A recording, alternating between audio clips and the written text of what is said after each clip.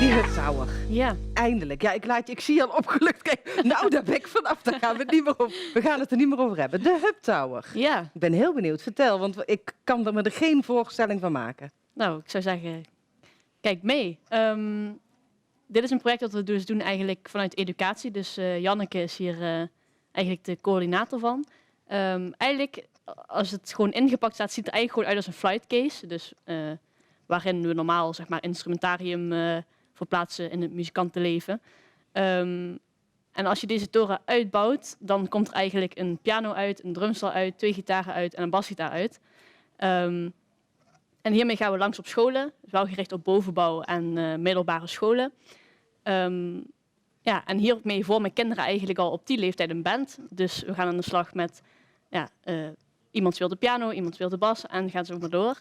We hebben het eigenlijk ook zo ingericht dat iedereen, ook al heb je helemaal niks met muziek of nog niks met muziek ooit gedaan, iedereen kan meedoen. Op de piano zitten kleurtjes, dus dan krijgen ze gewoon kleurtjes van groen, rood, rood, groen, rood, rood. Ja. Op het drumstel werken we met kruisjes en driehoekjes. En zo kan iedereen, ook al heb je eigenlijk geen link met muziek of nog nooit te gelezen, kun je super snel aan de slag en ja, zo met z'n allen al. Ja, dan ga je naar de klas en in de klas zitten tegenwoordig 30 kinderen geloof ik wel, hè, in één klas. Die kunnen niet allemaal tegelijk zo huptower. Nee, klopt. We hebben dus 2 huptowers. Eigenlijk tegenwoordig gaan we altijd met 2.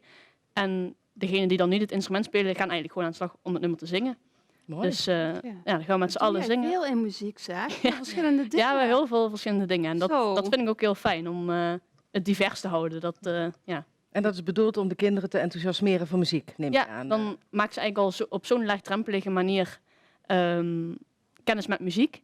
En ja, een succesverhaal is altijd fijn. Zeg maar, zodra je succes hebt, ga je ook dingen leuk vinden. Ja. Dus we proberen het ook zo te doen. Ja, ieder kind kan meedoen en eigenlijk vindt iedereen het ook altijd gewoon superleuk. Omdat het gewoon meteen eigenlijk wel wil lukken. Ja, dat kan ook niet anders. Als je zoiets ziet, dan denk ik van ja, dat moet... Ja, supercool. Ja, daar moet je enthousiast van worden. Ja. En kom je nou wel eens een natuurtalentje tegen?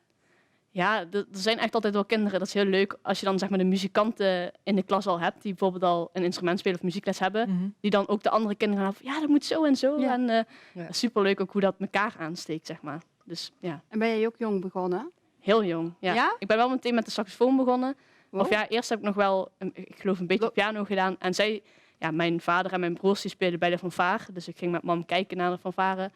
En toen zag ik daar diezelfde dame op saxofoon. En toen, ik vond dat zo mooi klinken. Ik zeg, was dat Candy Dulfer? Ja. Oh ja. Die speelde bij de fanfare van Amerika. Je weet het niet, dat moet ook ergens zijn begonnen, toch? Ja.